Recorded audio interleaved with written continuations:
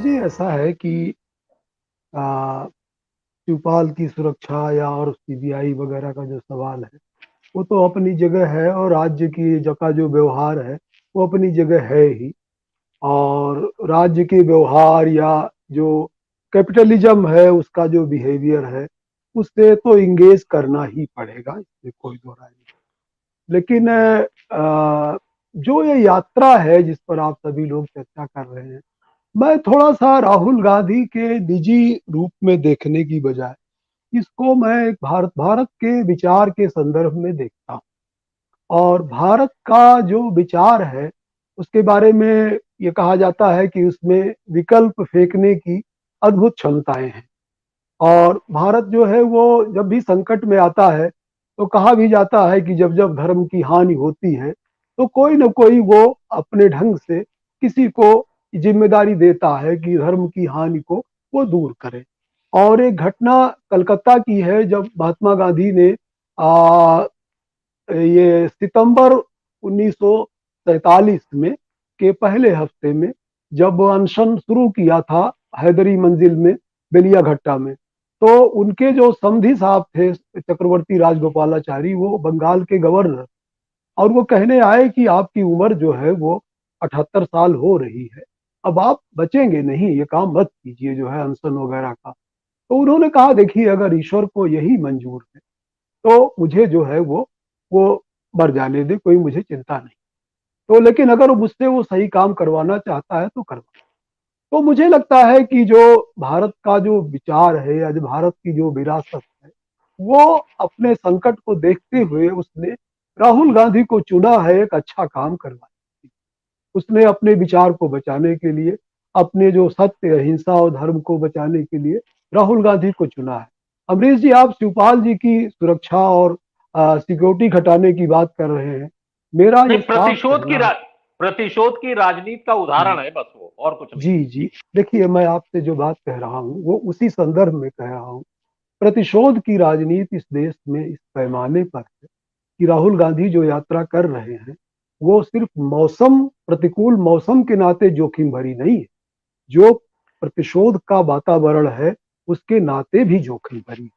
जो भी व्यक्ति इस माहौल में निकल करके घृणा को खत्म करने और बाइनरी को खत्म करने की बात करेगा, उसको कहीं ना कहीं निशाने पर रहेगा ही रहेगा। तो ये आप जान लीजिए कि ये यात्रा बहुत बहुत ही निरापद यात्रा नहीं है उनके लिए।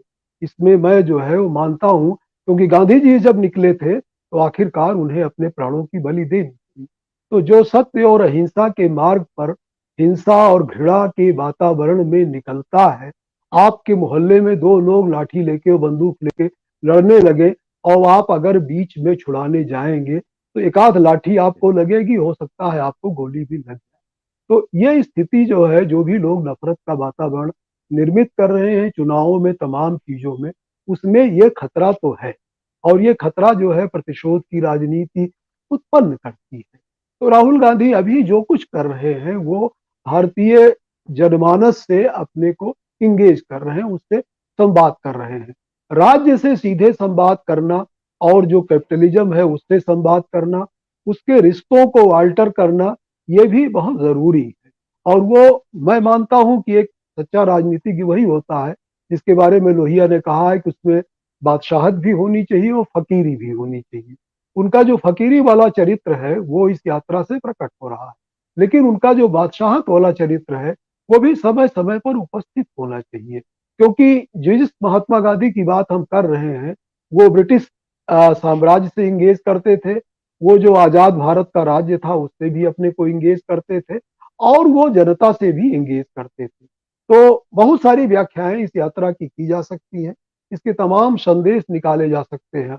और उन संदेशों के बारे में मेरा यही कहना है कि जाकी रही भावना जैसी, प्रभु मूरत देखी तिन तैसी, इस घटना को लेकर के आप अपने अपने ढंग से व्याख्या कर सकते हैं।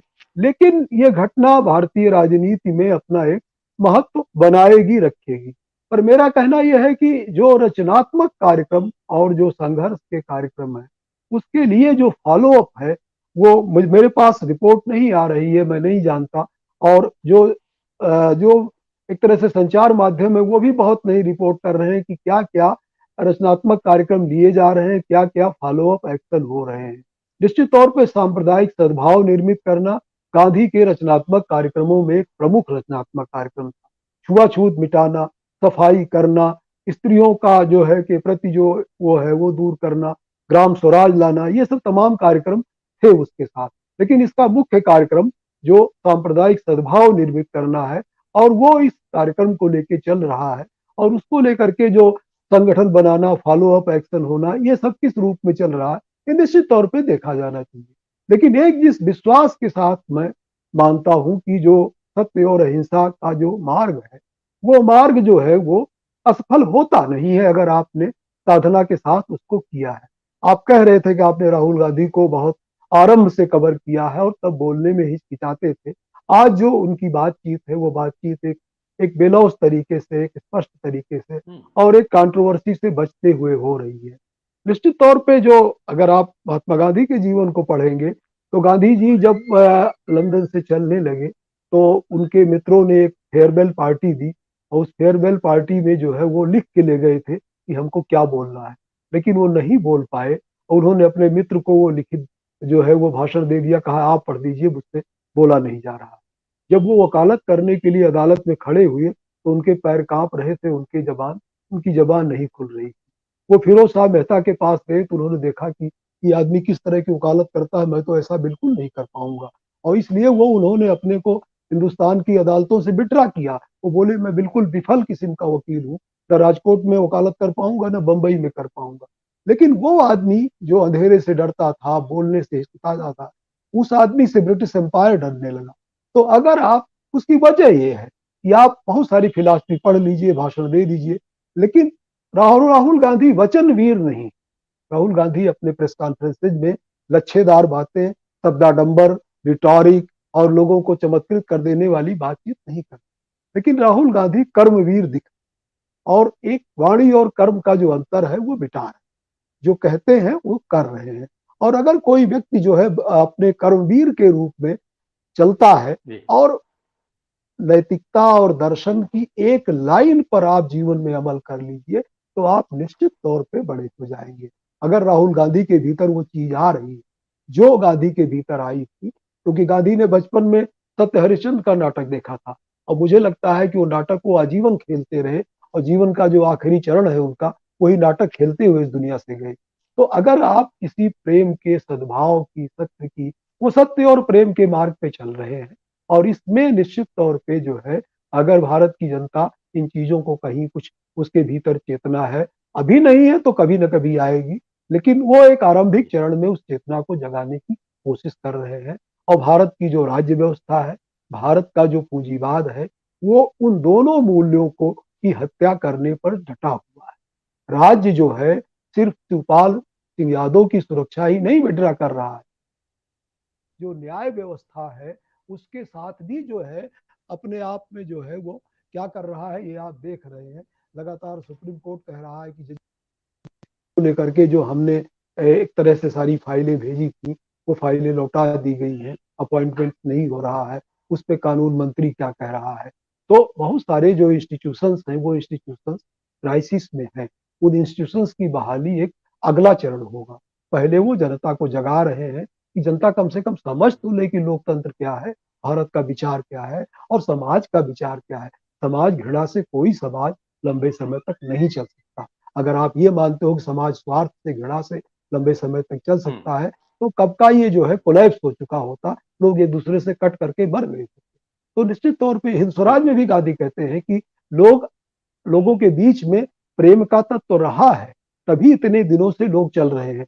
इतिहास में लड़ाइयों का जिक्र होता है, इतिहास में षड्यंत्रों का जिक्र होता है, इतिहास में हत्याओं का जिक्र होता है, लेकिन उस इतिहास के साथ साथ एक प्रेम, बंधुत्व और बंधन की धारा चलती है। राहुल गांधी की ये यात्रा, और मुझे लगता है उनको भारत के विचार ने ये जिम्मा दिया है।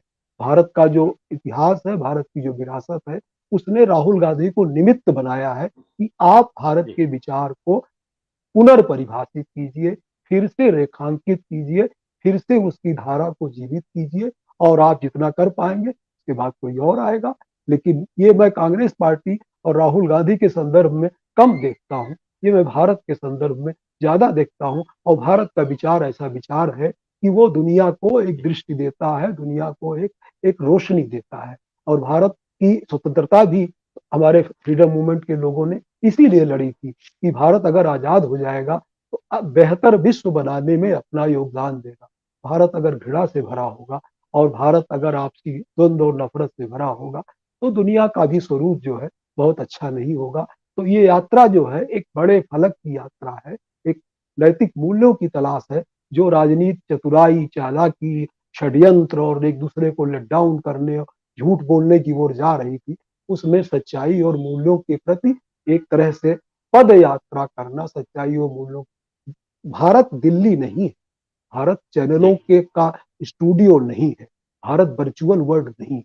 भारत उन गांवों में, उन कस्बों में, उन सड़क के किनारे पटरियों पर, उन झुग्गियों में, झोपड़ियों में बसता है जहां से होकर यह यात्रा निकल रही। तो भारत को अगर वहां तलाशा जा रहा है दिल्ली से दूर जा जी करके, तो यही जो है काम बहुत जरूरी था और ये काम हो रहा है। तो इसका मुझे लगता है कि देर सवेर कोई ना कोई परिणाम निकलेगा, तो ये क्षुद्रताएं तो मिटेंगी।